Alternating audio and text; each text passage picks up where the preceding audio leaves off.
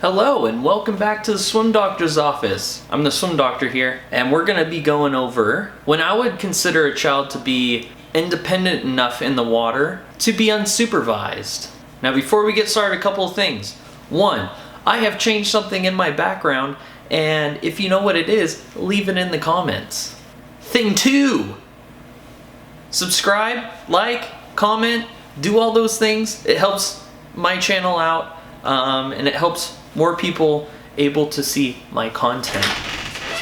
Katara, what are you doing?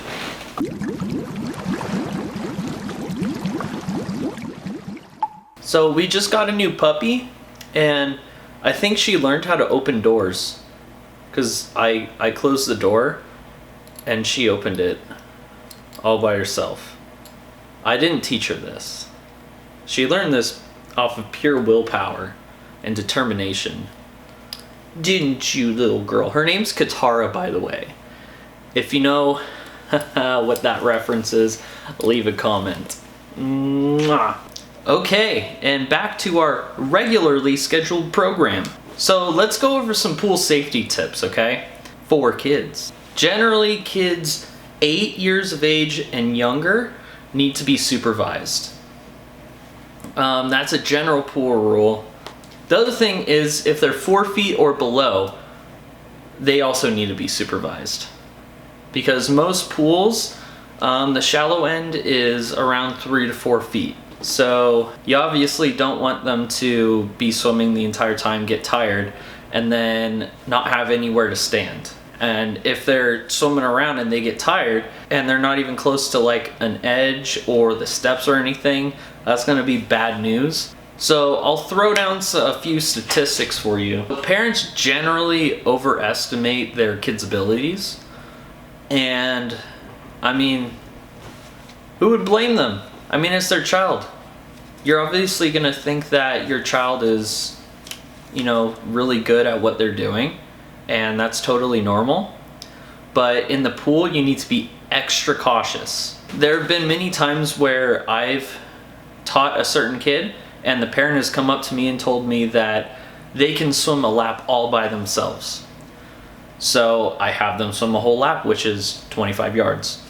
I have them swim a whole lap by themselves, and they're doing it, kind of.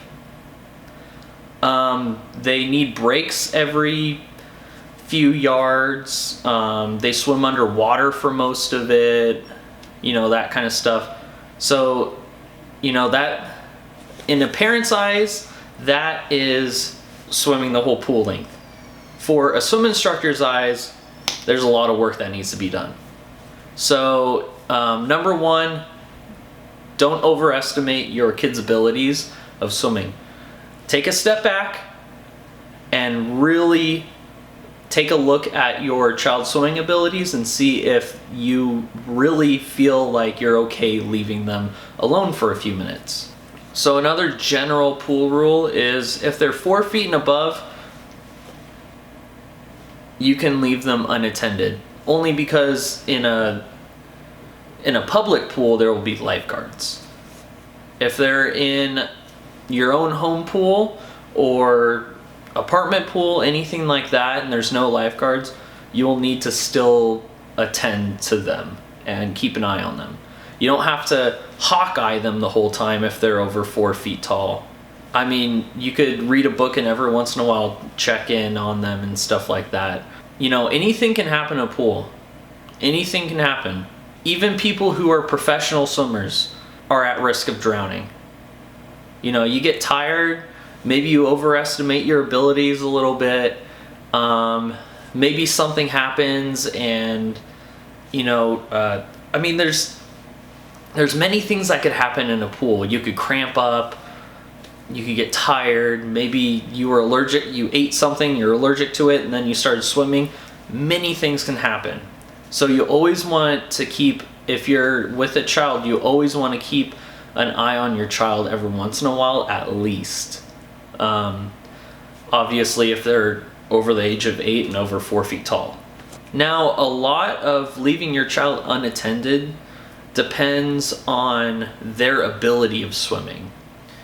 So, I mean, you could have a child at the age of 5 who is just a professional swimmer. They've taken swim lessons, they've done all this stuff, and they're in like pre-comp, which is, you know, generally not a thing, because pre-comp is more for kids of the age of like 13 or 14. I'm just saying, you know, if your kid's just really naturally really good at swimming like me, if you feel comfortable, I wouldn't leave them unattended, especially if they're under the age of 8. I wouldn't leave them unattended. Like I said, you need to keep an eye on them every once in a while, just in case something happens. And there have been many videos and horror stories of parents not attending to their kids, and they slip and they fall in the pool, and then it's a few minutes before they realize. So you want to make sure to, you know, every once in a while check in on your kid. Now, a lot of this sounds really scary, and leaving a child unattended swimming at a pool is very scary stuff. Me personally, I probably wouldn't leave a kid unattended until they were between the age of like 16 or 18, and they've already been through some lessons and they're very good swimmers. You know, below that age, I would probably still be keeping an eye on them every once in a while. You know, maybe when they get a little bit older, I could do, you know, stuff in the house, and, you know, every couple of minutes, you know, walk by. If this is a pool in my backyard or something like that, you know, and I need to do some chores around the house, something like that, I would walk by every couple of minutes and just check in on them. Especially if I don't hear splashing or laughing or anything, because, you know, when you get in a pool, you can't help but splash and laugh. So if you don't hear anything, go check in on them. So another statistic for you, nearly 3 out of 4 parents that have children between the ages of 6 and 18 say that their child can swim independently when they can't. 45% of those parents will leave their kids unattended. And 1 in 7 of those parents will leave their child unattended even though they can't swim. One way to check if your child is ready to be left somewhat unattended is you can go to a public pool, and usually during like public swim hours, they'll have something called a swim test. What we would do is we have them swim about 25 yards, and then they would go under a lane line, and then they would tread water for 30 seconds to about a minute. Have them take a swim test. Now, the second way is you can actually look up the American Red Cross Swimming and Water Safety Chart, and they have to meet all the requirements of level 6. So it has to do with quite a bit of things. One of them, it has to do with their mental maturity. 2, it has to do with their age. And 3, it has to do with their swimming skill. And 4, it has to do with your comfort level. Now, out of those 4 things, if they meet all 4 things for you, then feel free to leave them unattended for the most part. Like I said, until they're the age of 16 to 18 and they're really good swimmers, I probably wouldn't leave them unattended.